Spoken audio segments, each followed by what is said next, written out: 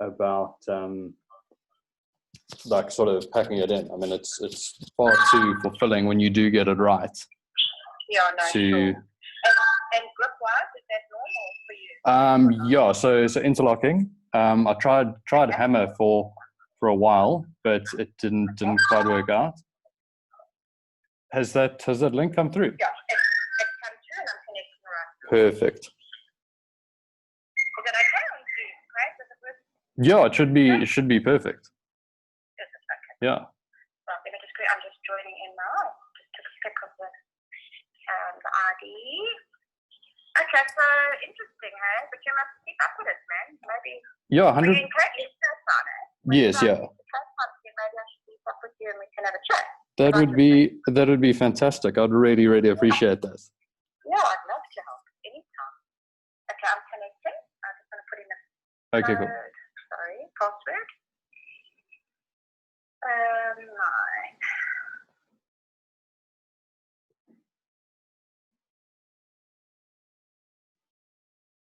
Sorry. These small cases are big. Yeah, no, it is such a nightmare. Okay, I think I'm in, Chris. I'm going to go up on my phone. Okay, cool. Let me just see.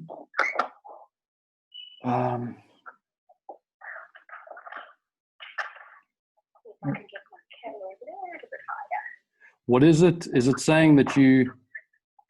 Yeah, I'm joining with video and I'm joining with audio. I'm in already. You should connect now with me. Oh, there. Okay, cool. Admit. Is that okay? Yeah. It should come through now? Yeah.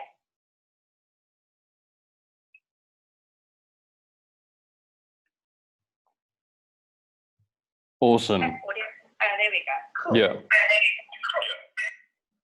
Cool. Thank you so much for taking the time and sort of bearing with me there. No problem, Craig.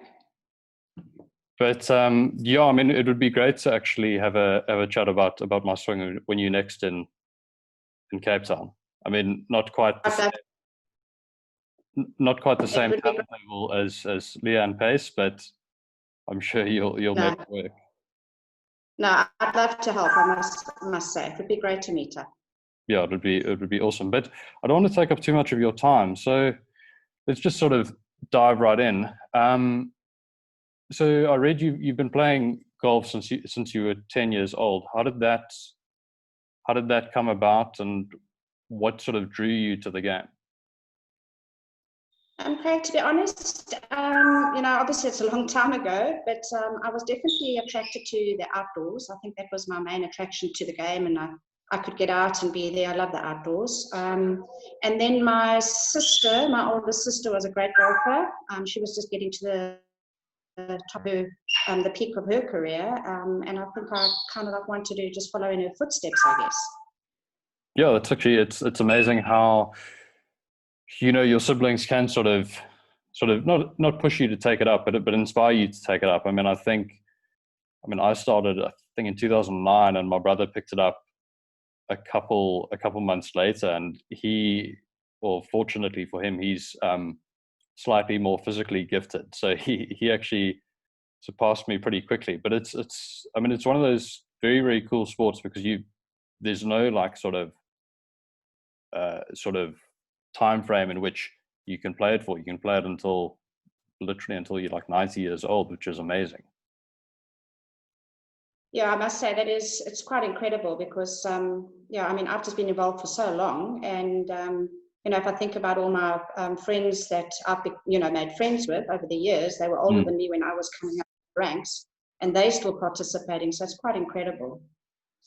Yeah. So I mean, you actually enjoyed quite a bit of success in your own right as a player. Tell me about that and the level that you did manage to achieve.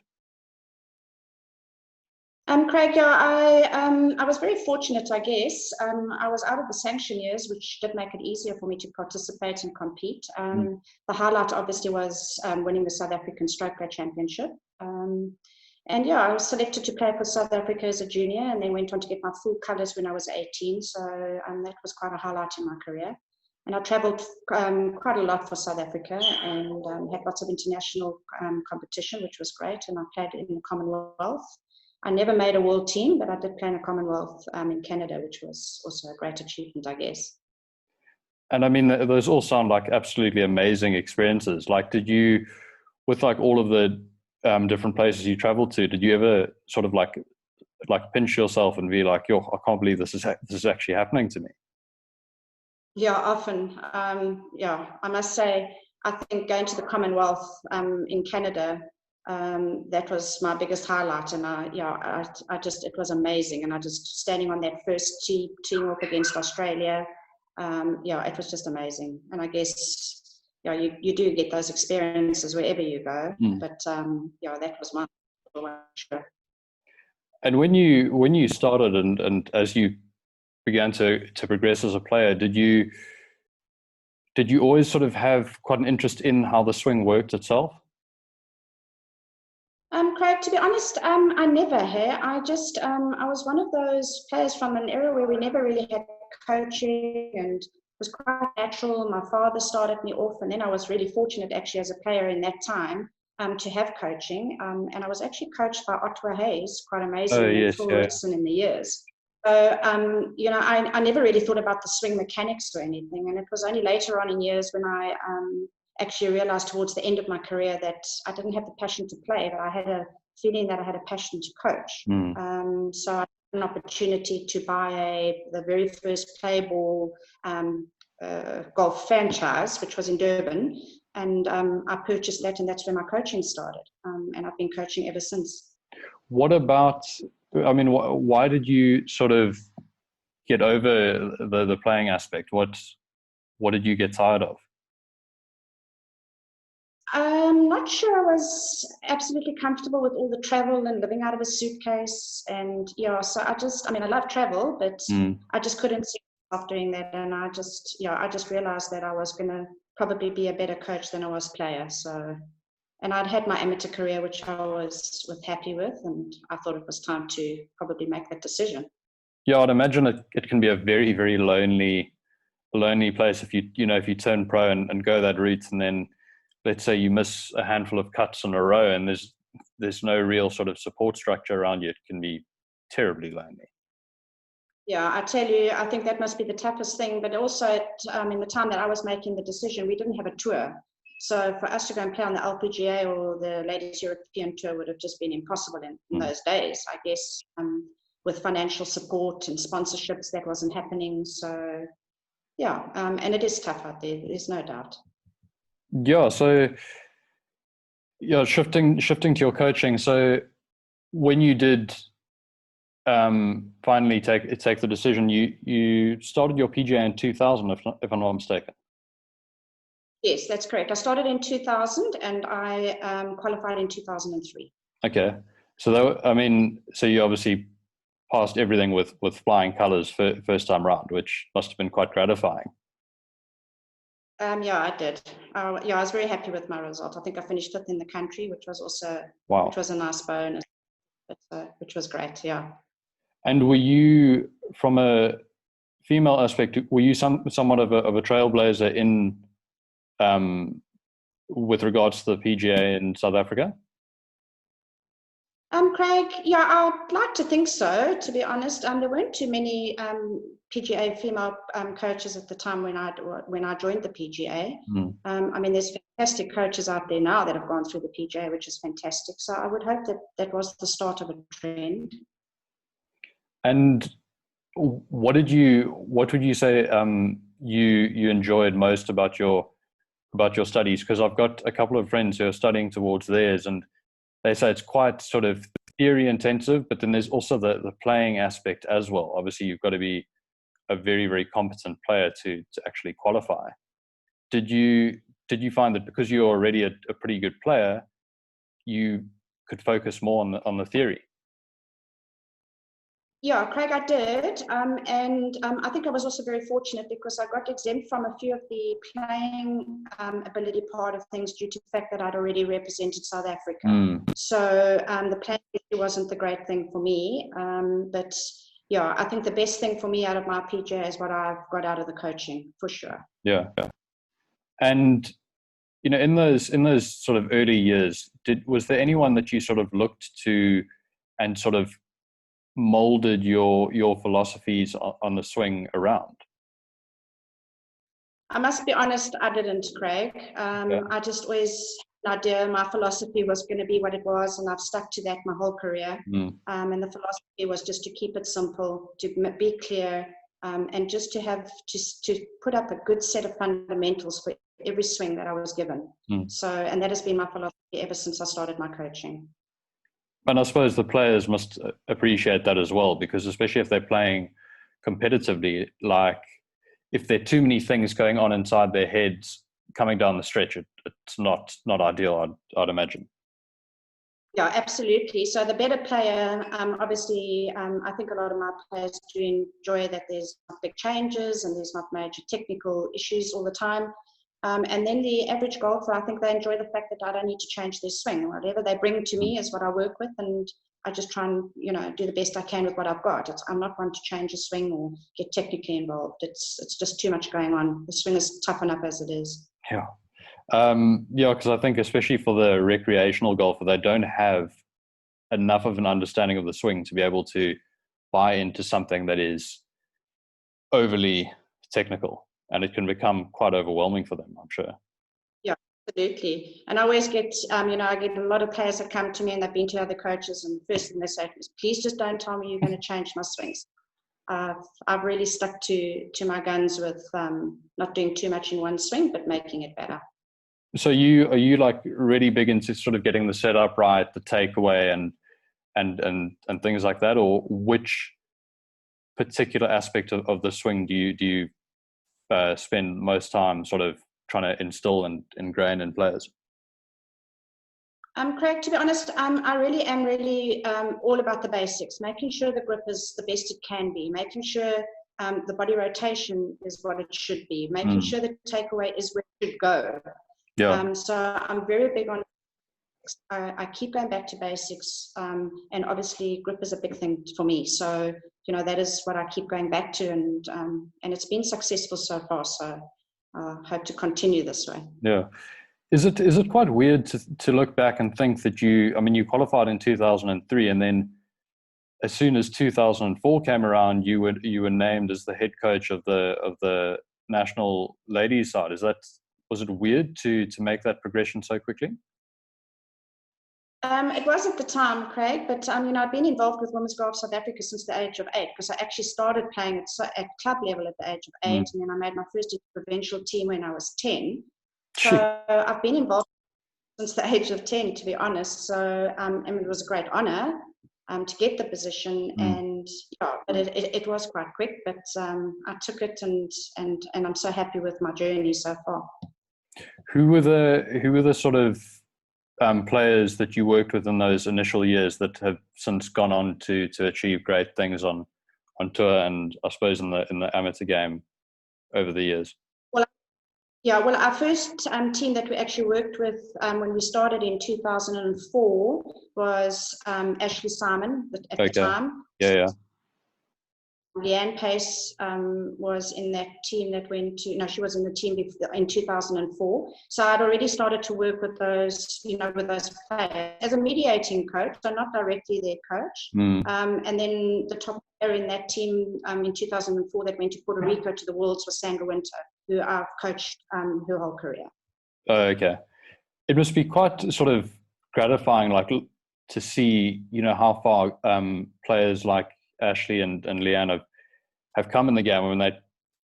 Obviously some of our best players at the moment, and definitely players that the next generation of golfers coming through certainly look up to. But so when did you sort of take on your first tour player, and what was that initial experience like? So my first tour player was Leanne, and I think we just started a friendship bond during our amateur days, and then that just actually extended on to a coaching bond which we had when she started to go on tour. when she was done in America and went on to the Ladies European Tour. So that's where my connection with Leanne started. And yeah. What do you think?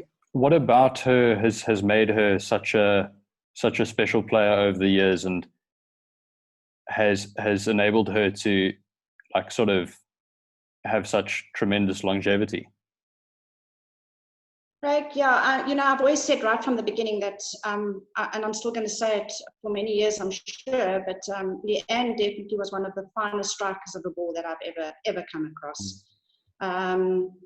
And she's just got that mindset. She's got that head. She's got a really, really good head on her, and she knows when to dig deep, and she knows what she needs to do to make it happen. So I think that's her biggest trait, the fact that she's so headstrong. And obviously, she's extremely talented. I mean, you cannot, you can't get to this level and play the golf that she's played without a little bit of talent involved as well. Yeah, no, it's absolutely remarkable to. I mean, one of the things I always joke to my dad about is that, one of the most common headlines I've read in women's golf on Supersport or wherever it is something along the lines of Leanne sets the pace at X event. And is that something she's always been quite good at, sort of being a front runner and sort of taking hold of tournaments fairly early on? To be honest, I think she's more coming in at that end. She's had, I'm talking about a European Tour records, because days where she's been 6th or 8th, and she's all important 66 and finished at the top or second. So I'm not sure she sets the pace all the time, but she's definitely those players that can bring in that last round, which is, for me, is incredible, because that last round is always the deciding factor. So I think that's one of her strong points as well, actually. Yeah. And sort of shifting away from the ladies' game slightly, who have you worked with in the men's game through the years that you've been impressed by, and who's gone on to achieve like good things in the game? I started off, in actual fact, with Brandon Grace, but he wasn't obviously on tour yet. I started off when he was still at school. I was his coach when I was based at Fancourt. And but on tour, I've been very fortunate. I've worked with Chart van der Walt, which was a fantastic experience. I've worked with Vaughan Groenewald, and obviously my main guy that I've worked with on tour was Eric van Rooyen. Oh, Jesus, that must be so gratifying to. I mean, what he's doing in the game at the moment is insane. It's absolutely incredible. I coached him up until about a few years ago. But I started him when he was still living in Oudtshoorn. I used to drive over the mountain to go and give him his coaching on the sports fields. So an exciting journey I've had with Eric, and it's great, and I'm so proud of the fact that he is now and doing what he is. What is your take on those famous pants of his that he wears? I must say, when I saw it for the first time, it was odd, but I think it's quite cool, and I think it's cool. Yeah, he certainly made it like a sort of like a signature style. I suppose it sort of sets him apart. But what do you think? Do you think he's potentially our next major champion? Sure, for sure. And I don't think it's long from now. I mean, it wasn't for COVID. 2021 would have been, 2020 would have been a year for him. But I think it's for sure. He's a great player, great golf swing. Has always had it since the first day I saw him. Yeah. So, if you sort of look holistically at the players you've coached, are they generally? Is there something that they each sort of? Is there like a common thread that runs through all of them that makes them the great players that they are? No, Craig, I'm not going to say it's a general thread, for sure not. Each player that I've worked with has been different. Some have had to work really hard, some have had to put in dedicated hours and hours, and some have just been fortunate enough that what they've done is good enough and they didn't need to do more. So each player is different. I can't say that I've ever found a player that I can say they're very much alike or they're the same. Yeah. That's fair. And Shifting to the recreational game, when did you when did you get involved in coaching that on a regular basis, and what is the biggest challenge that you've faced in terms of shifting the way you speak to a tour player as opposed to, I don't know, a 15, 16 handicapper? Yeah, Craig, I started early on my coaching career with a recreational golfer. I started my PGA, well, I started coaching in 2000 when I started my PGA. So I was a member at a club and I started my coaching there already. And, I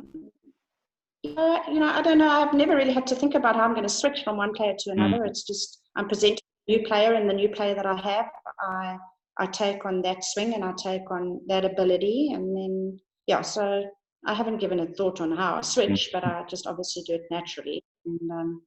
And it comes naturally to me. So, yeah.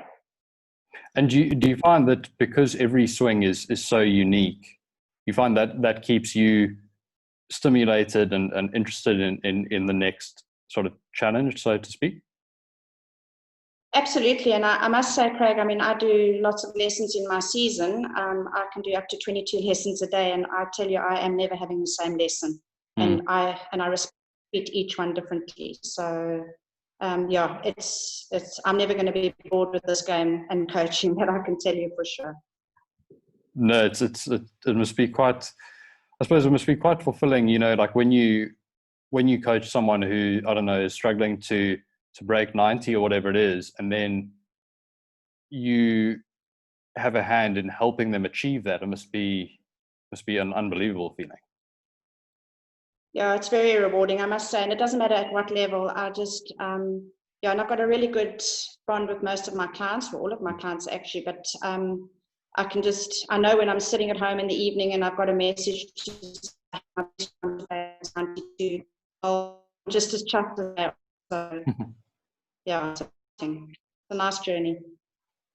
No, it's really special, because I think too often people, don't really show interest in the players as people. They just sort of see them as clients and a walking rand sign, so to speak. Yeah, I'm unfortunately never going to be a multimillionaire out of my coaching, that's for sure. I'm there for the person, but I've loved it, and I'm not going to ever change it. Sort of chatting about the impact you've had on Southern Cape golf. Who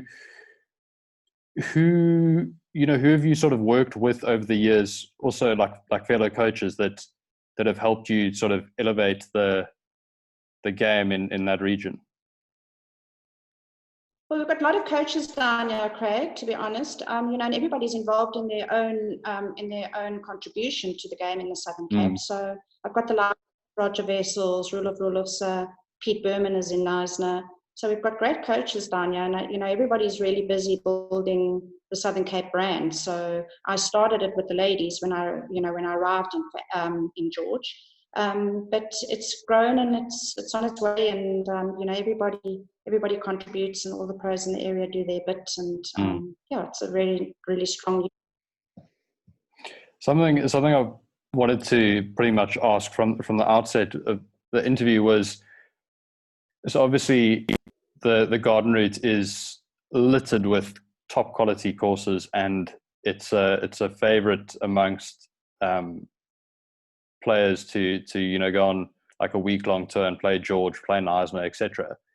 Have you had any scenarios where someone will arrive and ask you, cool, I've got a tee time in an hour, can you have a look at my swing? I'm really battling with something. Yes, I have had a few. I've had lots of people that have popped in and done that. Not that I've always been able to help, but where I have, I've said, well, I'll squeeze you in. I've only got 5 minutes between my 2 lessons, but I've had a few that have popped up. What do you think? What quality do you think you have that sort of sets you apart from the run of the mill teaching pro? Sure, Craig. Tough question. Craig, to be honest, I just think it's, it's just my coaching philosophy and the way I am with people, and it doesn't matter what your handicap is. I don't care if you're a 36 handicap. I don't care if you haven't played golf before. As long as I can get you started and get you playing and achieving your best goal or your best score, that's what I'm about. And I think that's it. Yeah. And I read that you also place a great deal of emphasis on both the mental side and also the fitness side of things. Have you, in that sort of journey, have you like read quite a few sort of different books on those topics, and why do you feel that they're so integral to the success of a player?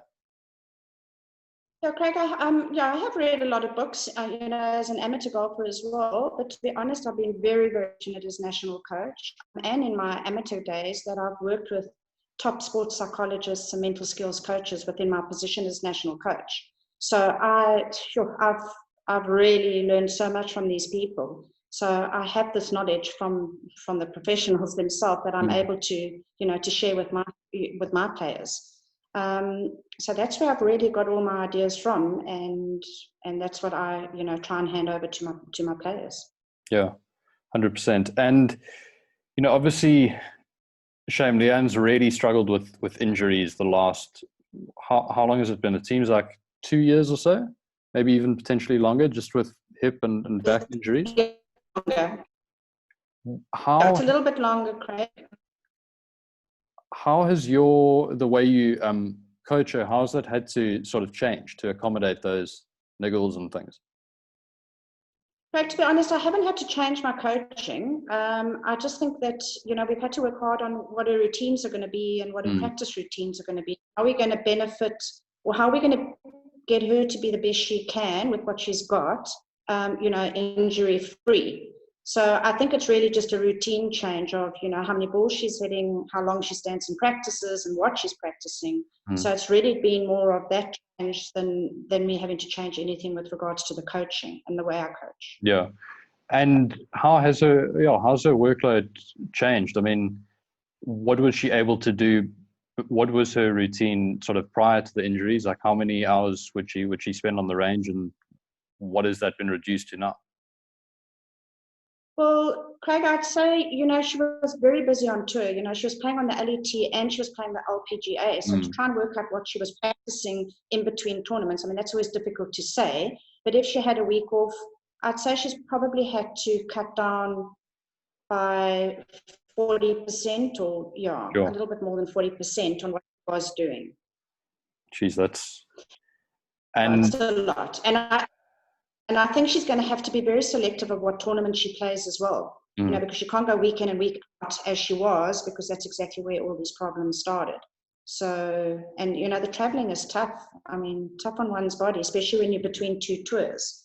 So she was between the LET and which did make it, a lot more. Yeah, it must be such a tough sort of balancing act, because on the one hand, if you, I don't know, let's say you generally have more success in Europe, you want to play that tour predominantly, but then you've still got to play enough events and earn enough cash to keep your LPGA tour card, which must be a very tricky situation to be in. Yeah, it's a tough decision because, I mean, the LPGA, there's so much more money, but you really, really have to be a good player to compete there. So it's just, it's tough. And, I think that was also, a big decision with, what tournament she plays and where she goes, actually. What are you guys still hoping to achieve in the next few years or so? Well, I'd really like to see her win on the LET again. She was Order of Merit winner on the LET and Player of the Year for 2010 and 2013. And I'm sure that would be a goal of hers as well. And I'd love to see her win a tournament. She can win in South Africa, but I'd love to see her win on the LET again. Yeah, it's interesting you mentioned South Africa. I mean, obviously earlier in the interview you mentioned that in your playing days there wasn't really that much opportunity to compete professionally here. What are your thoughts on the Sunshine Ladies Tour and where it's heading at the moment? Yeah, Craig, I think it's fantastic. I mean, the fact that these, our players have got something to play for, and all these tournaments, running one week after another. I mean, I think it's fantastic. I mean, there's never really been a tour like this. So I think it's a great start. It's at the right time of the year. And I'm hoping, I mean, obviously 2020 has been a little bit of a write-off, but I'm really, really hoping that it grows and that we get more international players participating. Yeah, I mean, it's absolutely, I mean, from a fan's perspective, the sort of being in such close proximity to the players at those events is unbelievable. I mean, I was sitting watching the cricket on TV at Mowbray after the first round of the Cape Town Ladies Open this year, and Leanne was sitting at the table next to me, and I was like, well, this shouldn't be the case, but certainly not going to complain. It's very, very yeah, cool. No, it is. Yeah, it is nice, and I think that's what makes our tour nice. It's still small, yet it's a great tour. So I really, really hope that sponsors stay involved and that it gets bigger and bigger. Yeah, 100%. And something else I wanted to chat to you about was an incident in the States that occurred between Matthew Spacey and Tegan Goucher. Do you want to tell me about that and exactly what happened? The Spirit. Sorry, I'm just going back to the tournament. Yes, yeah.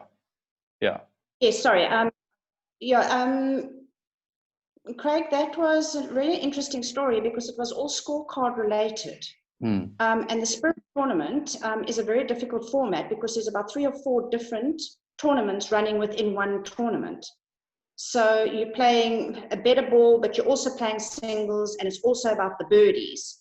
So unfortunately, there was a scorecard error, and there was no turning back. It was disqualification, which was so tough because then the girls were disqualified as well. Already, so it was sort of like a double-edged sword type situation. It was tough. It was really tough, and I don't think Shane Matthew. I think he took it the worst.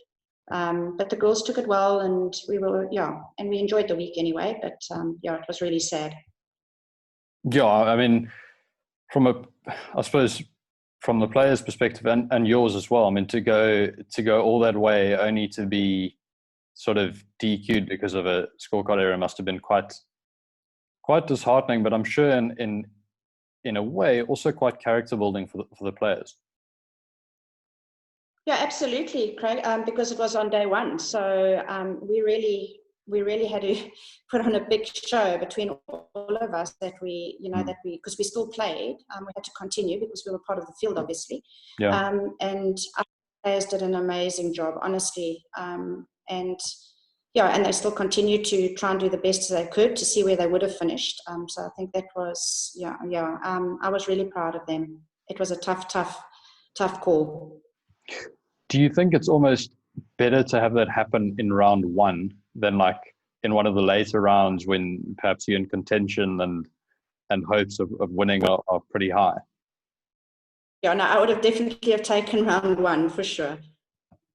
Yeah, it certainly does sound like it's not an easier pill to swallow, but if far less has happened, it's easier to sort of accept and then still sort of make sure that you, irrespective of that fact, you still have a good week and still try and take the positives.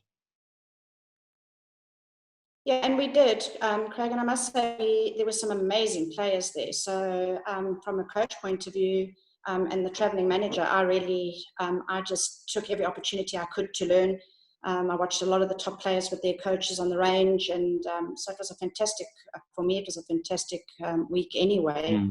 Regardless of how we felt and how disappointed we were, but I learned a great deal for sure, and the players did as well. So you've obviously been in the role since 2004, so the better part of 15, 16 years.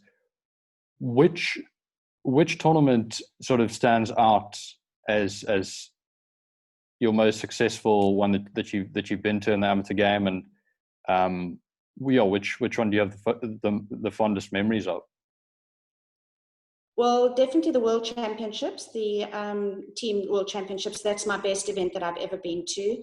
And then obviously the one that we'll never ever forget is the 2006 when we won it at Stellenbosch and De Zalze. That was an experience I don't think any of us would ever forget. Who was on that team?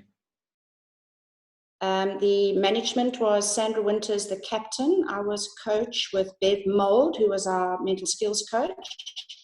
And then the team was Stacey Brachman, Ashley Simon, and Kelly Sheen. Oh, geez, that's proper talent there.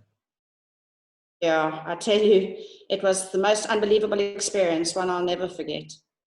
No, that's amazing. And of the players coming through now, who are you most excited by? Sure, Craig. Big question because there's so many good players. But if I really had to give you one and say to you, this is the one, I'm going to say Kira Floyd. Oh, that's actually quite cool because it's nice to ask people the question and get a variety of answers. I'm trying to think who I interviewed. Oh, I interviewed Nicole Garcia 2 weeks ago maybe, and she mentioned Cassandra Hall. So it's very, very cool that you offered up something different there. What about her game excites you? Craig, she's young to start. She hits the ball a mile. She's just a fun player, great striker of the ball. She's still young, and I think when she gets a good head on her, she's going to be amazing. I think she'll be definitely one of our top players. I'm always eager to kind of compare and contrast the ladies' game with the men's game. I mean, how well do you think you need to hit the ball, and how far do you think you need to hit it as a female playing professionally to be able to make a success of your tour career? Yeah, Craig, I've never been one that has been about the length, to be honest. But as the game has changed over the years and the Koreans that are playing on LPGA, length definitely is an issue. But I'm still going to say, and again, it's just my opinion, but the bigger thing here, rather than the length and how far we can hit it, and I'm still going to put it down to the short game, and I'm still going to put it down to the putting. Yeah, 100%. As far as you want in the hole, it's not going to make the difference. So I'm not going to go on length, although it is getting important. I know the courses are being played long, but I think technology has helped that part of the game as well. The balls change, the clubs are changing. I'm still going to go down to the fact that the better you are at your short game and your putting, I think you've got an opportunity to compete no matter how far you hit the ball. Yeah. Where do you stand on this whole debate of they need to change the golf ball and technology is sort of changing the way the game's played? Where do you stand on that debate? Well, I must be honest, Craig, if we had to change the ball or the clubs anymore and we're getting another 20 meters here and another 20 meters here, we're not going to have golf courses that are long. Yeah. So it's going to change the game. And to be honest, I don't think it can change much more. But that's just my opinion. Yeah, and I think I don't necessarily agree with the fact that a lot of tournament officials and organizers are looking to lengthen courses as a means of making it more difficult for the longer guys, but it actually takes the shorter hitters out of the equation entirely. I mean, the longer guys are still going to be, and the ladies as well, they're still going to be like sort of higher up on the leaderboard anyway. Yeah, I agree. And I'm not sure, I just haven't got my head around making the courses too long or making them too difficult. I still think at the end of the day, people want to see good golf and for sponsors, they need to see good scores. So yeah, it's a difficult one. Yeah, no, it's tricky. I don't know if they're ever going to quite figure it out. I don't think there's one sort of like definitive answer to the current situation. But you've been very, very generous with your time. Do you mind if I just ask you a couple of sort of quick fire questions and then we'll let you get on with your day? Absolutely, no props. Cool.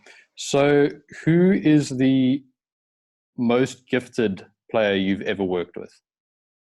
Like from an all-round talent perspective?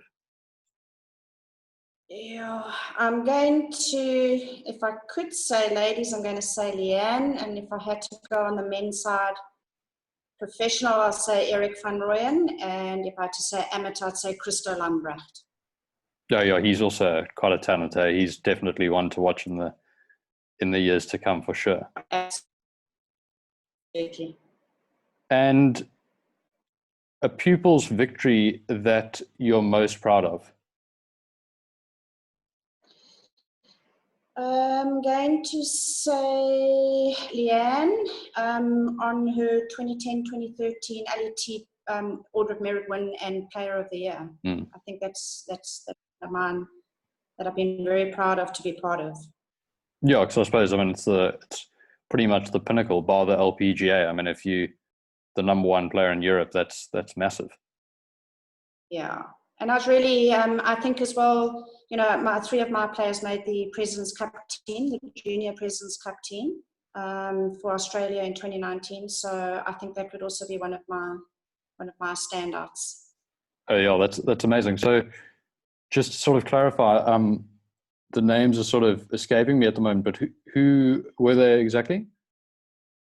The three from our academy is, or from Louis Oosthuizen Academy that I've coached is Martin Forster, Christo Lambrecht, and Jordan Dominey. Oh, okay, yeah. Actually, I know Cliff Barnard quite well, and obviously he coaches Martin. Yeah. What a player, Jeepers. He's a great player. Yeah, Cliff's actually in quite a fortunate position because he's got Martin and he's got Garrick, so he's not struggling at the moment. Yeah, it's good. It's got good players, which is great. Yeah. But it must be pretty cool, to see that South Africa is featuring so prominently on those international sides. Yeah, it's great, Craig. I mean, we've just got some fantastic players that are coming through the ranks, in the amateur ranks. So I think golf is really in a really good position in South Africa at the moment, and I think we're going to get some top world ranked players, which is fantastic. What do you think the international side need to do to finally get their first win since 1997 or whatever it is? The men? Yeah. Sure, difficult one.